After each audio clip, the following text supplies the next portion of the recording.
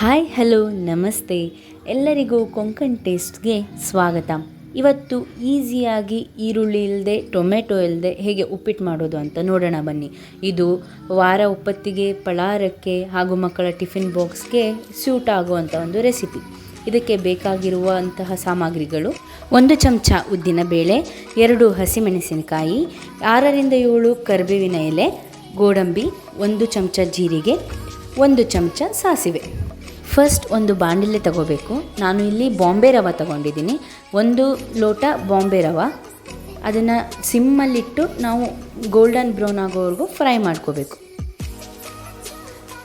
ಬಾಣಲಿನ ಕಾಯಕ್ಕಿಟ್ಟು ನಾನು ಒಂದು 4 ಚಮಚ ಕೊಬ್ಬರಿ ಎಣ್ಣೆನ ಹಾಕೋತಾ ಇದ್ದೀನಿ.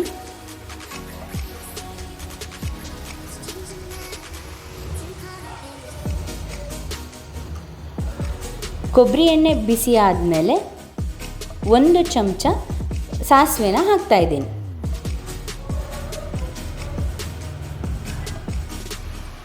ಸಾಸಿವೆ ಚಿಟಪಟ ಅಂತಿದ್ದಾಗೇ ನಾವು ಉದ್ದಿನಬೇಳೆ ಹಾಕಿ ಸ್ವಲ್ಪ ಫ್ರೈ ಮಾಡ್ಕೋಬೇಕು.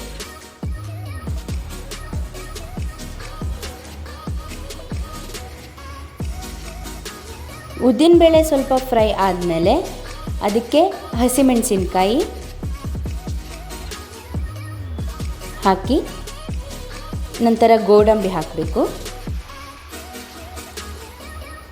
ಗೋಡಂಬಿ ಹಾಕಿ ಚೆನ್ನಾಗಿ ಗೋಡಂಬಿ ಒಂದು ಗೋಲ್ಡನ್ ಬ್ರೌನ್ ಬರೋ ತನಕ ಫ್ರೈ ಮಾಡಿ ಜೀರಿಗೆ ಹಾಕಬೇಕು.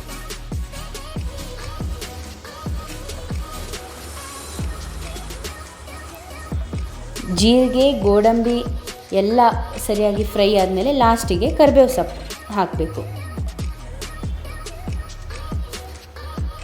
ಕರಿಬೇವು ಸೊಪ್ಪು ಹಾಕಿ ಸ್ವಲ್ಪ ಹೊತ್ತು ಫ್ರೈ ಮಾಡಿ.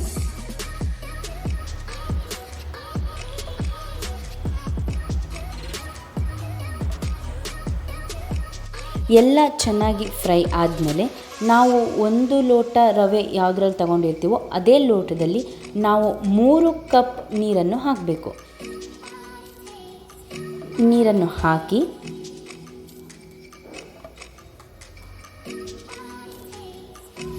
ರುಚಿಗೆ ತಕ್ಕಷ್ಟು ಉಪ್ಪು, ನಾನಿಲ್ಲಿ 2 ಚಮಚ ಹಾಕ್ಕೊಂಡಿದ್ದೀನಿ. ಹಾಗೆ ರುಚಿಗೆ ತಕ್ಕಷ್ಟು ಸಕ್ಕರೆ ಒಂದು ಅರ್ಧ ಚಮಚ, ಹಾಗೆ ಅರ್ಧ ಚಮಚ ಅರಿಶಿಣದ ಪುಡಿ. ಇದು ಹಾಕಿ ಎಲ್ಲ ಚೆನ್ನಾಗಿ ಮಿಕ್ಸ್ ಮಾಡಿ ಕುದಿಯೋಕ್ಕೆ ಬಿಡಬೇಕು. ಈಗ ಕುದಿ ಬರ್ತಾ ಇದೆ. ಇದು ಸರಿಯಾಗಿ ಕುದ್ದಿದೆ. ಈಗ ಇದಕ್ಕೆ ನಾವು ರವೆನ ಆ್ಯಡ್ ಮಾಡಬೇಕು. ನಾವು ಯಾವ ರವೆನ ಫ್ರೈ ಮಾಡಿರ್ತೀವಿ ಆ ರವೆನ ಹಾಕಿ ಮಿಕ್ಸ್ ಮಾಡಬೇಕು ಕರೆಕ್ಟಾಗಿ. 1 ಮಿನಿಟ್ ಕರೆಕ್ಟಾಗಿ ಮಿಕ್ಸ್ ಆದಮೇಲೆ ಲಿಡ್ನ ಕ್ಲೋಸ್ ಮಾಡಬೇಕು. 10 ಮಿನಿಟ್ಸ್ ಲಿಡ್ನ ಕ್ಲೋಸ್ ಮಾಡಿರಬೇಕು.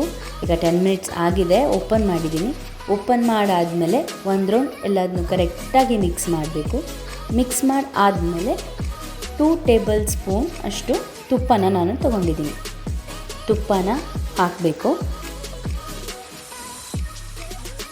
ತುಪ್ಪ ಹಾಕಾದ್ಮೇಲೆ 1 or 2 ಮಿನಿಟ್ಸ್ ನಾವು ಕರೆಕ್ಟಾಗಿ ಮಿಕ್ಸ್ ಮಾಡಬೇಕಾಗುತ್ತೆ. ಚೆನ್ನಾಗಿ ಮಿಕ್ಸ್ ಮಾಡಬೇಕು.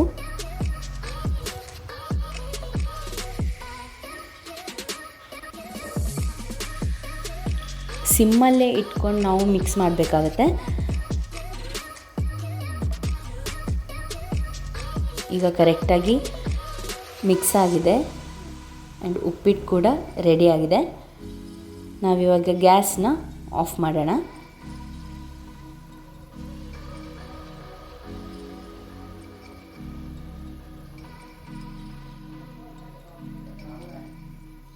ಉಪ್ಪಿಟ್ಟು ರೆಡಿಯಾಗಿದೆ. ರುಚಿಯಾದ ಉಪ್ಪಿಟ್ಟು ಸವಿಯಲು ಸಿದ್ಧ. ನೀವು ಮನೇಲಿ ಟ್ರೈ ಮಾಡಿ ಹೇಗಿದೆ ಅಂತ ಕಮೆಂಟ್ ಸೆಕ್ಷನಲ್ಲಿ ತಿಳಿಸಿ. Please like, share and subscribe. Thank you.